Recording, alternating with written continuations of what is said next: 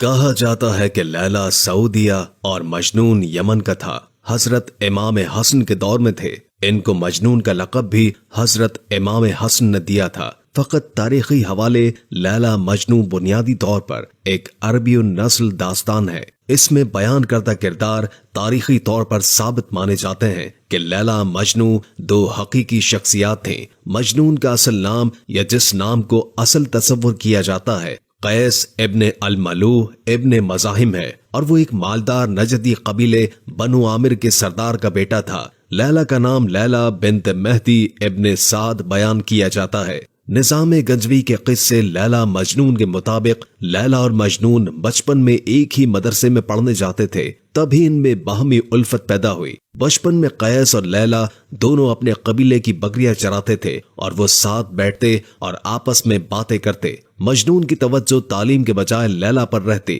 جس پر استاد سے اسے سزا ملتی، مگر استاد کی چھڑی مجنون کے ہاتھوں پر پڑتی اور درد لیلا کو ہوتا۔ استاد نے یہ بات لیلا اور مجنون کے گھر والوں کو بتا دی، جس پر لیلا کے مدرسے جانے اور گھر سے نکلنے پر پابندی لگ گئی۔ ایک دن پھر مجنون کی نظر لیلا پر پڑی اور بچپن کا عشق تازہ ہو گیا۔ مجنون نے لیلا کا ہاتھ مانگا، مگر لیلا کے باپ نے انکار کر دیا۔ لیلا کا بھائی تبریز مجنون کو مارنے کی کوشش کرتا، مگر مجنون اسے قتل کر دیتا ہے، جس پر مجنون کو سرعام محبت کا اظہار کرنے اور لیلا کے بھائی کو مارنے پر سنسار کرنے کی سزا سنائی گئی۔ کچھ کہانیوں میں تبریز کے قتل کا قصہ نہیں ہے، بلکہ رشتہ دینے سے انکار کیا جاتا ہے، اور کچھ عرصے کے بعد لیلا کی شادی کسی دوسرے کے ساتھ کر دی جاتی ہے، جس پر قیس پاگل سا ہو جاتا ہے۔ جامعہ ازہر شعبہ اردو کے سربراہ ڈاکٹر ابراہیم محمد ابراہیم المصری لکھتے ہیں کہ لیلا مجنون کی شدید محبت و عشق کی کہانی کوئی فرضی داستان نہیں ہے، جیسے کہ ڈاکٹر طہ حسین نے خیال ظاہر کیا ہے کہ یہ پہلی صدی ہجری کا سچا واقعہ ہے، جو عرب کے نجد علاقے میں رونما ہوا اور لازوال بن گیا۔ مجنون ایک مالدار نجدی قبیلے بنو عامر کے سردار کا بیٹا تھا۔ وہاں ایک گورا چٹا خوبصورت اور خوش گفتار نوجوان تھا، شاعر تھا۔ قیس نے لیلا کے اوپر شاعری کرتے ہوئے ایک جگہ لکھا ہے، ترجمہ: وہ ایک چاند ہے جو ایک سرد رات میں آسمان کے وسط میں چمک رہا ہے۔ وہ نہایت حسین ہے، اس کی آنکھیں اس قدر سیاہ ہے کہ انہیں سرمے کی ضرورت نہیں۔ قیس کے والدین اپنے خاندان کے ساتھ لیلا کے والد کے پاس گئے اور لیلا کا رشتہ مانگا۔ لیلا کے ماں باپ کو داغ بدنامی گوارا نہ ہوا اور انہوں نے رشتہ دینے سے انکار کر دیا۔ دوران قبیلہ ثقیف کے ایک نوجوان نے بھی، جس کا نام برد تھا، لیلا کو شادی کا پیغام دیا۔ لیلا کے والدین نے یہ رشتہ قبول کر لیا۔ قیس اس قدر مضطرب ہوا کہ وہ بیمار ہو گیا۔ اس کے والدین نے چاہا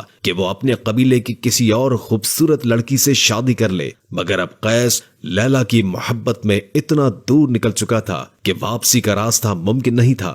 رفتہ رفتہ قیس کی حالت ایسی ہو گئی کہ اسے اپنے تن بدن کا ہوش تک نہ رہا۔ لوگوں نے قیس کے باپ کو مشورہ دیا کہ وہ اسے مکہ لے جائے اور بیت اللہ کی پناہ میں دعا مانگے۔ قیس کا باپ الملوح اسے مکہ لے گیا اور حرم شریف میں اس سے کہا کہ غلاف کعبہ سے لپٹ کر لیلا اور اس کی محبت سے نجات کی دعا مانگے، جس کے جواب میں جب قیس نے یہ دعا مانگی، کہا، اے اللہ مجھے لیلا اور اس کی قربت عطا فرما، تو الملوح قیس کو واپس لے آئے۔ راستے میں اس نے ایک جگہ پہاڑی پر اپنے آپ کو گرانے کی کوشش بھی کی، مگر لوگوں نے پکڑ لیا۔ اپنے قبیلے میں واپس پہنچ کر قیس کا باپ ایک بار پھر لیلا کے باپ کے پاس گیا تاکہ اسے لیلا کی اپنے بیٹے سے شادی پر آمادہ کرنے کی کوشش کرے، مگر پھر ناکام ہو گیا۔ لیلا کی شادی اس دوسرے لڑکے سے کر دی گئی جس کا پیام آیا تھا۔ لیلا خود بھی قیس کی محبت میں گرفتار تھی، مگر خاندان کی نیک نامی اور والدین کی اطاعت سے مجبور تھی۔ قیس کو یہ معلوم ہوا کہ لیلا کی شادی ہو گئی ہے تو اس پر قیامت ٹوٹ پڑی اور اس کا ذہنی توازن بگڑ گیا۔ وہ اپنے وجود تک کو بھول گیا، گوشہ نشین ہو گیا اور پھر ایک دن صحرا میں نکل گیا۔ لیلا کو آوازیں دیتا، پہاڑوں، درختوں، جنگلی جانوروں سے پوچھتا، لیلا کہاں ہے؟ اسی حالت میں ایک دن اس کی نظر ایک ہرنی پر پڑی۔ وہ اس کے پیچھے ہو لیا اور نگاہوں سے اوجھل ہو گیا۔ اس کے گھر والے صحرا میں اسے ڈھونڈتے رہے۔ चौथे दिन वो उन्हें एक पथरीली वादी में रेत पर मुर्दा पड़ा मिला। रिवायात के मुताबिक लैला भी शायरा थी और यही चीज है जिसने इस मोहब्बत भरे किस्से को एक अलमिया बना दिया जिसके लिए दिल और आंखें रोते हैं।